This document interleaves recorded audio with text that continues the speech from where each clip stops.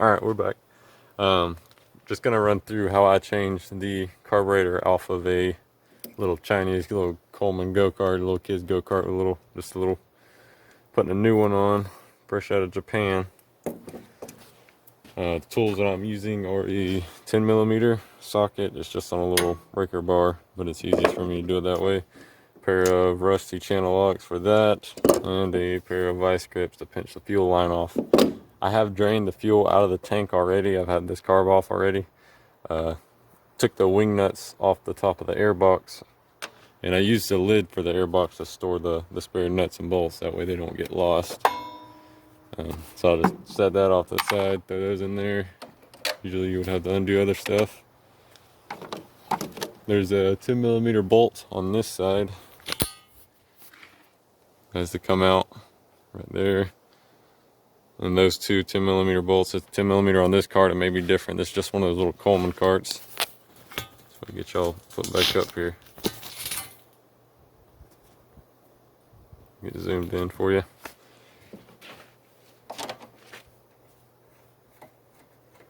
These are hand tightened just because I have the carb off already.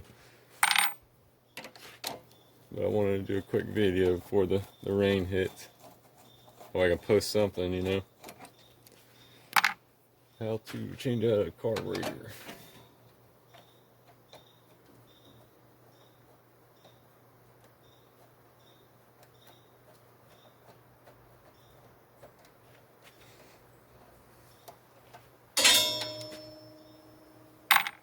And then in this, you got your choke is usually on off, and your fuel either on or off. I'm gonna shut both of them.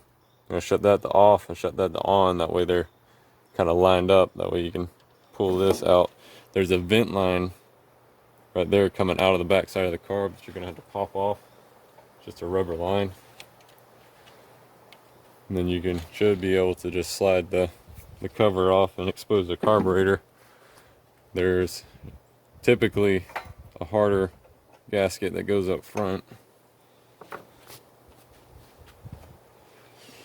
And then this is where you would disconnect the fuel line, stop it off. My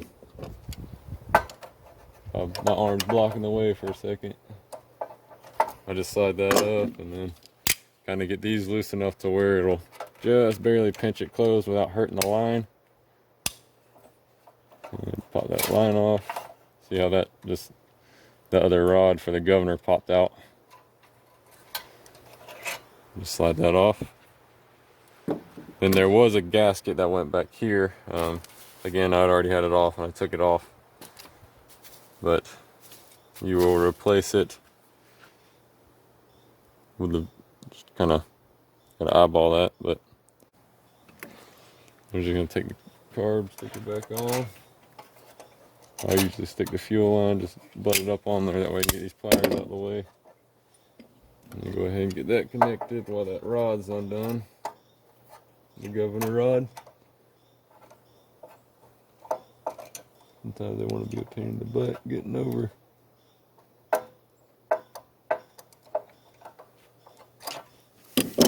I actually got while I was over here, I bought a KDX 200. So hopefully that'll be new videos to come of me working on it. And then the reinstall of the governor rod is just get it lined up with the grooves on the top of it. Show you on this carb. You see the groove in the top. You kind of spin it over to where that rod will slide down in there. And then you got your hole for the spring. And make sure it's all working. You can kind of move it just a little, just to make sure it's freed up. Then you'll take the other gasket that should be provided with a new carb kit and kind of line up the vent holes with the jetting.